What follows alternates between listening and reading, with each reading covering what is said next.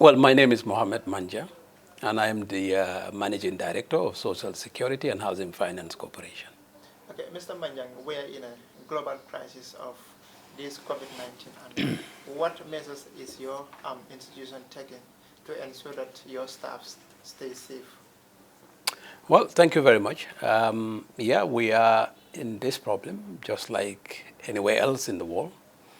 We've taken certain measures since. We've set up a crisis management team, and we've been meeting pretty regularly, almost every day, to look at the issues, how we respond to them. And so what we're basically doing is a couple of things.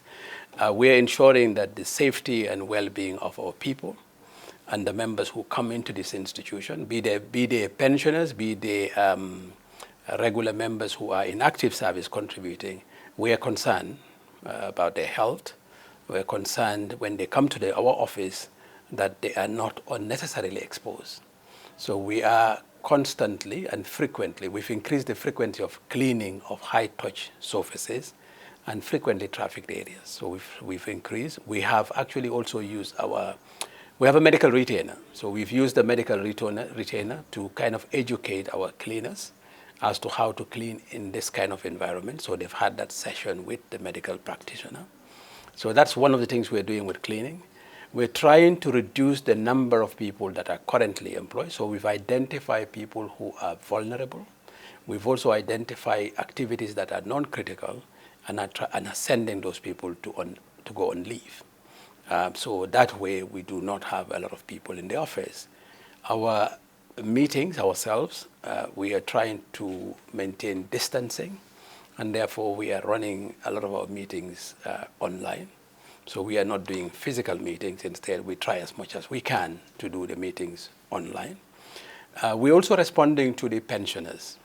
So you will see when you're coming in, normally we would pay our pensioners within our cashier's area, but we realize that is pretty tight. And so really having the pensioners sitting there would not be spacing. So we've decided to use tents this time around to make sure that we are doing the 1 meter spacing between them, and that no more than 3 people go into the cash office to really minimize the risks of infection. That's also a vulnerable group, so we are also looking at how we help them to get over this difficulty.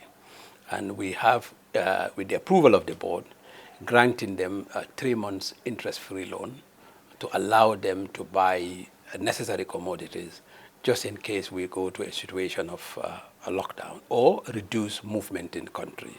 So they would not really have much need to be going in and out to find food on the table. So that we're doing for the pensioners. We're also looking if we should go into a lockdown situation, what would happen with our pension payment? How will we pay pensions? How would we carry on some of the critical activities that need to be in place? So we're planning on that. We're looking into those activities and working on them. We're also looking, if we continue in service, how do we deal with staff who do not have a car to avoid them using public transport? So we are in discussion with GTSC to see how we can facilitate transportation with our staff in a bus, that bus to be subjected to frequent cleaning, and just basically just doing the basic hygiene requirements in the bus. So all of these things we're trying to mitigate the risk of exposure. So long as we continue operating, those are the things we are doing. If we are not operational, really we are also actively thinking of the things we should be doing to mitigate. Okay, you've said that you've sent a number of your vulnerable staffs on leave. What exactly do you mean by saying vulnerable staffs? Well, there are groups of people who are identified who have pre-existing medical conditions. They are considered to be more at risk. Clearly, everybody is at risk. There is no exception to this thing. Everybody is at risk. But people with pre-existing condition are deemed to be those who are most at risk. So therefore, we've identified who those people are here. I mean, people with medical conditions, whatever that condition is, we've identified those people and said, okay, right now, those people should go home to minimize the risk of exposure. Then we go on to the next category of people to say what activities in Social Security in this current environment are non-critical. So we identify those people and say those people also need to go on leave. That way, we are reducing the number of people coming into the office and therefore reducing interaction. Until such time we have another decision. But for now, so long as we're operating, those are the actions we are taking to reduce traffic in the office. In case like the government, the situation pushes the government and workers to be at home and then working, do you think this is practically possible for your institution's staff to be at home working for the institution? And if it is practically possible, what sort of measures will it take for your institution to implement these things? Okay, thank you. I mean, there'll be a number of activities which we will not be able to, because some of our activities require us interacting with our membership. So we will not be able to do that. But there are certain activities that are critical and which we cannot stop. For example, paying of pensions. A lot of the pensioners will be dependent on the money we provide them, and we cannot stop that particular activity. So that's one particular activity we will not be able to stop. So what are we doing? We have been working internally to see, can we function at home, particularly with that critical activity? And we are pretty convinced that we can do it. So we're testing it. There are people who run the pension payroll. We're asking them from tomorrow to actually work from home to see whether they can actually fulfill that activity. Now, it's one thing to do the preparations. It's another thing to actually make the physical payment.